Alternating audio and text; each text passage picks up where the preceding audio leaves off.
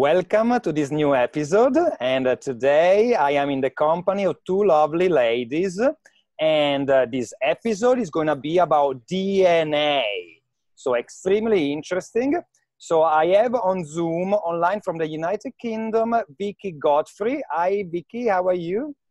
Hi Luca, thanks for inviting us. Directly all the way from South Africa, we have Kate Scott. Hi Kate, how are you? Hi Luca, good, thanks, and you? Very nice. It's a beautiful day in Copenhagen here, very sunny afternoon.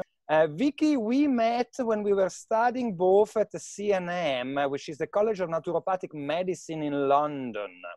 And since then, you went on and learned more and more about both cancer as well as genetics. Is that right? That's correct. So finishing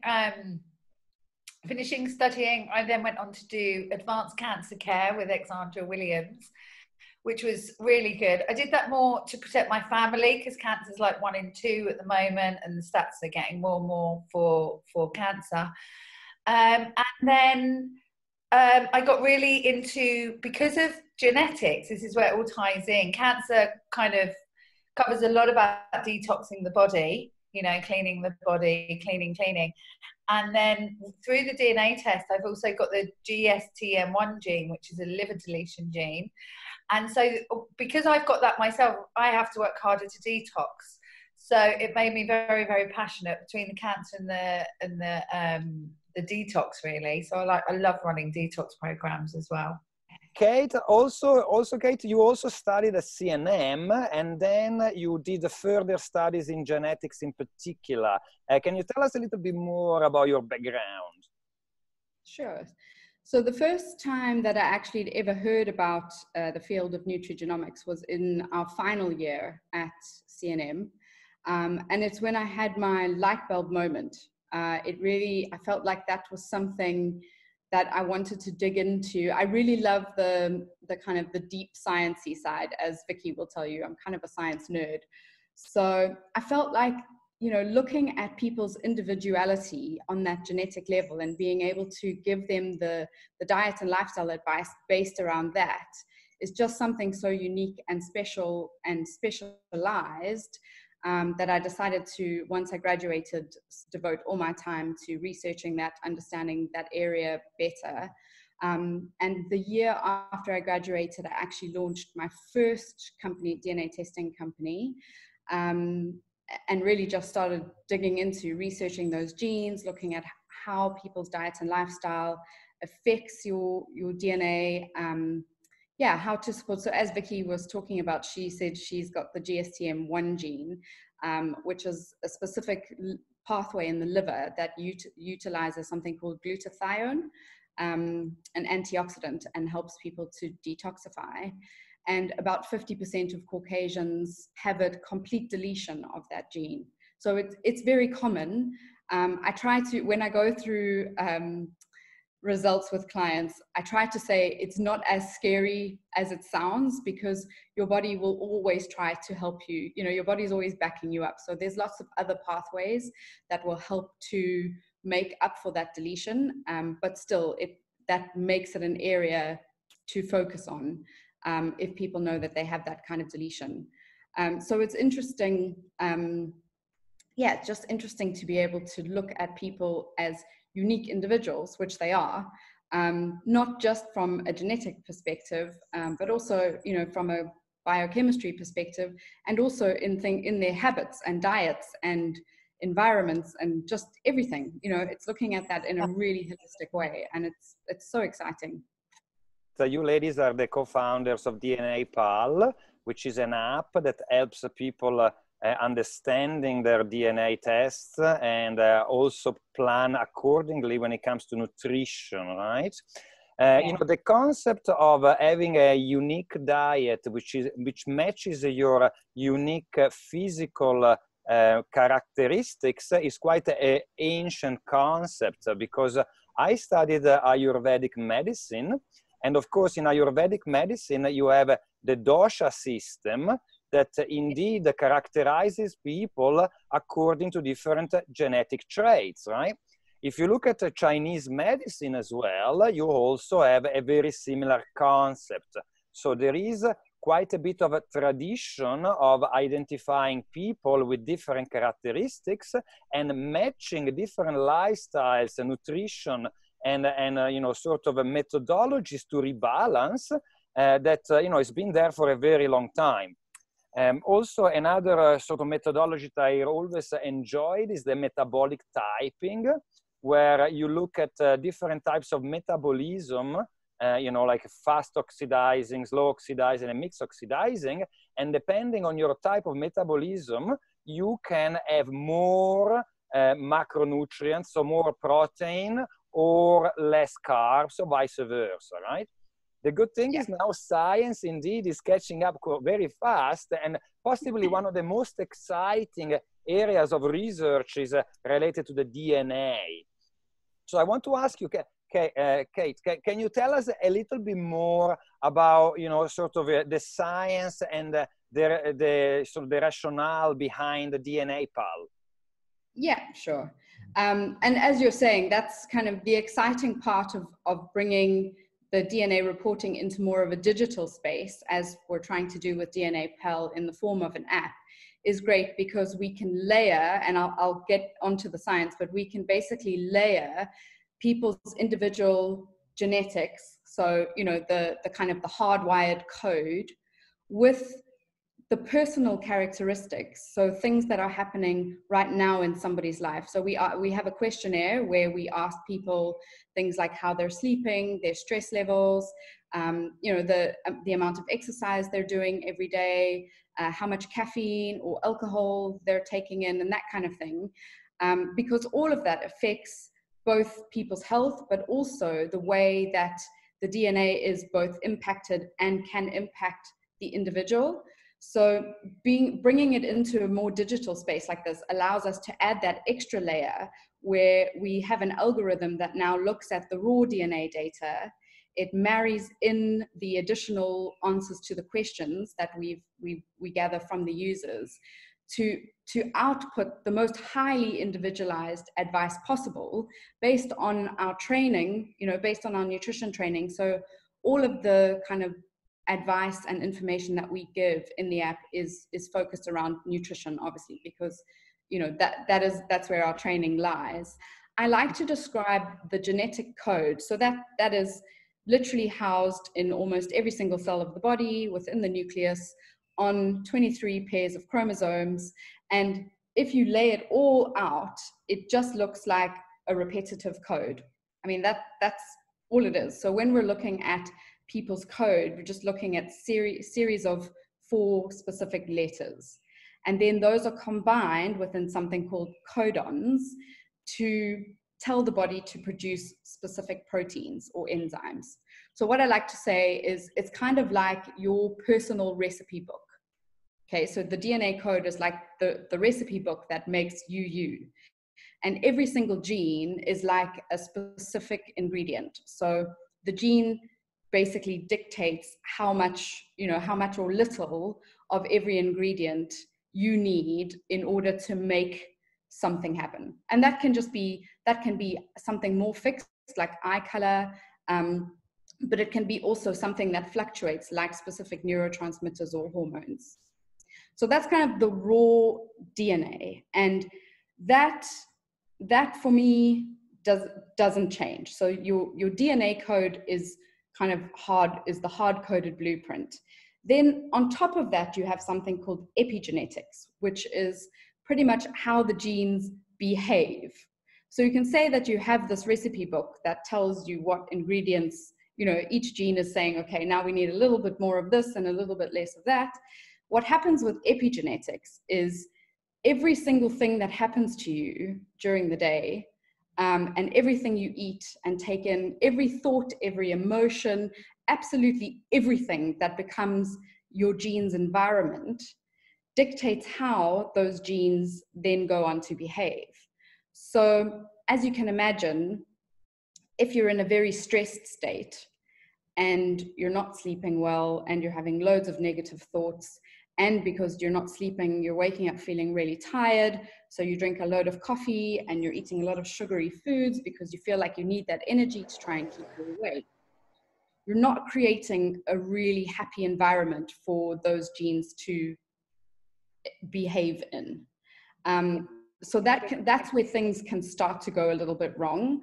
Obviously, if you have the opposite, where things in your life are going pretty okay and you're sleeping well and your diet is great, you're giving your genes the best environment for them to behave from.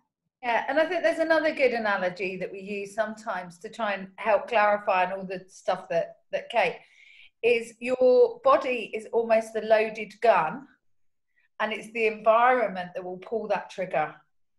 I think that analogy is quite a simple way of trying to understand genetics, that there's your loaded gun. You choose certain things within your environment that will pull the trigger to, you know, setting those. So nutrigenomics is a field of research within epigenetics. So epigenetics, again, is just about the way that the genes behave. What nutrigenetics looks at is how those specific molecules through diet and lifestyle can actually change the way that your genes express or behave. So that's kind of my field of specialism and research, has been very much around nutrigenetics or nutrigenomics and how that affects individuals' genes epigenetically. So of course we have to start with looking at the raw code. So we look at the genetics and we say, okay, on such and such a gene, and let's say it's to metabolize caffeine, right? Because most people in this day and age are obsessed with coffee. So there's a specific enzyme in the liver that's metabolizes caffeine once you drink it. And some people inherit a hard code that means that that enzyme works really quickly. So they can drink 5 cups of coffee a day and it doesn't really affect them badly. They also don't get such a sharp spike when it comes to the actual, you know, psychoactive effects of caffeine. On the other hand, some people are born with the hard code that means that they metabolize the caffeine really slowly. And for those people, generally they know because caffeine makes them feel pretty terrible. Not always, but they will obviously feel the effect of the caffeine because it's hanging around in their circulation for longer. People with the slower caffeine metabolizer hard code tend to actually be more caffeine addicted, which is weird because you'd think it makes them feel quite shitty, but I think they almost get addicted to that high, that like spiky high, whereas people who metabolize it quickly, they kind of don't get such a fix. Does that make sense? I mean, I've got clients that where I've gone over their DNA results, told them about their caffeine, and they're like, I'm not giving it up. I'm not giving it up. And you're like, but do you suffer anxiety? And do you have sleep problems? Yes, I do, but I'm not giving it up.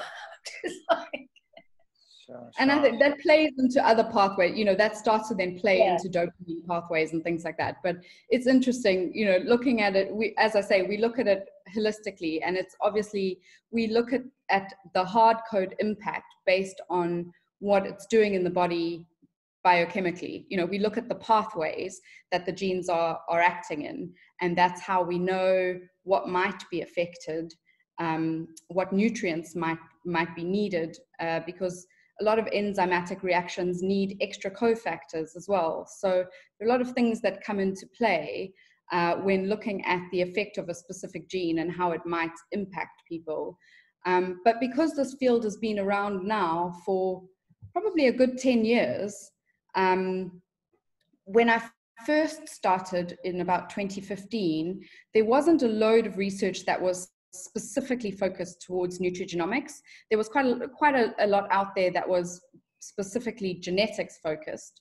But now, 10 years on, there's actually a host of research out there, and it's becoming more and more and more. So it actually is getting more and more exciting as time goes by. It really is. Yeah. Absolutely, because indeed it's pretty straightforward. I think it's pretty straightforward to map down your genes with quite a simple test these days, right? So the craft of what's the science I think is focusing on is that trying to interpret what indeed the past 20, 30 or 40 years of life have done to these genes, and also try to match them with the specific lifestyle and dietary requirements or recommendations, right? That's really the most difficult part, I'll say. Would you agree? Yeah, that's definitely where the magic happens, because if it were purely down to just looking at a person's hard-coded genetics, well, then we would just say, well, too bad, you know, you have this type of gene. I would be it too bad. I was shocked when I got my results. There was many reds of high impact of not very. And when you do consultations with people and they're all green, like low impact of all these genes, I go, you've got really good genes there. And secretly, I think, I wish mine were more green than red.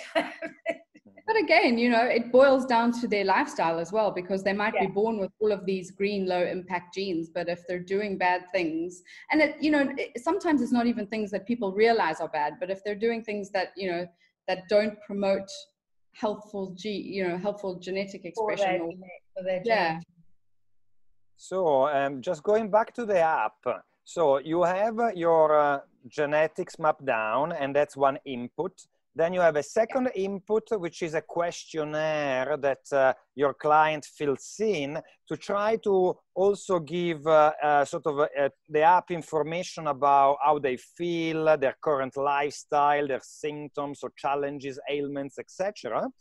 And then you have a third input, which is specific dietary models or requirements depending on specific gene expressions or gene predispositions, so to speak. Yeah. And so how do you make the soup work? So because you got three different things that you have to layer one on top of the other to then come up with a consistent and effective solution. So that's been my job over the past few months, is actually building the underlying algorithm for the app.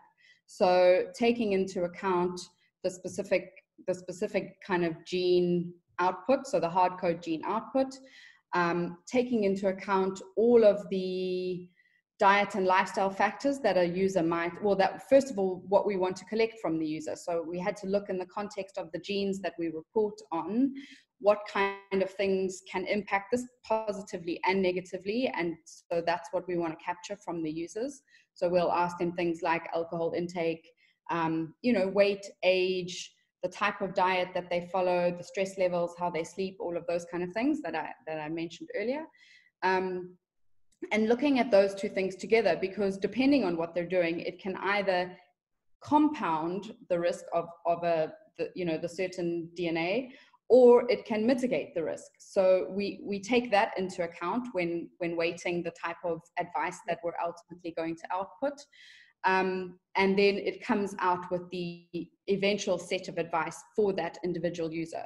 So I like to say that even identical twins are unlikely to get the exact same advice, because even though their genetic code is identical, it's really unlikely, unless they live together and they eat the same and they feel the same feelings and everything, it's really unlikely that they're living identical lives. So there's going to be that input on top that will change what we might recommend for one and the other. The idea behind being DNA Pal is that we wanted to be the Pal for life, taking people through these different journeys and showing them how their specific set of genes, the advice will change as their life goes on. And so we've built in an additional step, which is kind of daily challenges that people can take. So it's something that Vicky and I noticed in clinic. People are a lot more compliant when you're holding their hand and telling them what they need to be doing every single day. On a daily basis. Yeah, you can give people loads of great advice and they'll nod, but unless you actually say, okay, this is what you must eat. Okay, this is how many hours you need to sleep. Okay, now you must have a glass of water. They get suggested specific challenges based on the kind of, the focus areas. And once they accept a challenge, which it might be a 7-day challenge, it might be a 2-week challenge. Once they've made it through the challenge, and we've made it an 80% pass rate, because we know you know, we know that it can't be, that life happens, no, and not 100% is too much to ask of anybody, I think. Yeah, exactly. So we've made it 80% because we still want people to try and follow the advice as much as possible, and still want them to feel like, even if they've only made 5 days out of 7 days, that they've done really, really well, and that encouragement and that support again, so they don't just go, give up, I'm not doing it again. It's meant to be a positive thing. So at the end of that challenge, they then can go and re-answer some of the questions that are pertinent to that area. So, you know, we obviously hope that if it's a challenge around getting better sleep, so if we do like a digital detox, or you know, resetting the body clock or something like that, then at the end of that challenge, we want them to go back and answer the questions, and we hope that, you know, their sleeping hours will have improved, or their energy has improved, or their hypertension's come down, and, you know, whatever that may be, isn't it? You know, I think there's a really good case study that's quite easy to really help understand that. Say you get your gene results, and one of them is the caffeine sensitive gene. Then you answer in the questions that you've got hypertension, that you don't sleep more than 3 hours, and perhaps there's one more other thing. You're really stressed out. Yeah, you're really stressed. One of the drivers, if your DNA shows you that you've got the caffeine sensitive gene, that could be one of the drivers towards the hypertension, the bad sleep, etc., etc. So this is where, as Kate was explaining, this is where when you get your advice, you would then, based on your answers, be guided to this challenge, and we would say, you've got these things going on. We suggest that you do the caffeine, the reduce your caffeine challenge, and then you get daily support. Or if the app thinks water might be one of the drivers, you know, here's the hydration challenge. What else we find really exciting is that you can put your ancestry and 23andMe data into the app too. So again, if you've spent money on a test already, we don't want that to go to waste. We still want to help you. We still want to be your pal. But you can put those other genetic, well, we've only done the 2 main genetic companies at the moment, the volume. But as we go forward, you know, we can keep adding to it.